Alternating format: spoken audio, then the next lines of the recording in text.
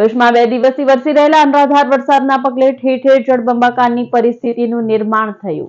ભરૂચ શહેર અને જિલ્લામાં ગતરોજ મધરાત્રિના સમયથી અનરાધાર વરસાદ વરસી રહ્યો છે. ભરૂચ શહેરમાં વરસેલા 1 ઇંચ વરસાદના પગલે ઠેર ઠેર જળબંબાકારની પરિસ્થિતિનું નિર્માણ થયું છે. નીચાણવાળા અનેક વિસ્તારોમાં પાણી ભરાયા છે. ત્યારે ભરૂચના મહત્વના ગણાતા સેવાશ્રમ રોડ ઉપર પણ પાણી ભરાઈ જતા વાહન ચાલકોએ મુશ્કેલીનો સામનો કરવાનો વારો આવ્યો હતો.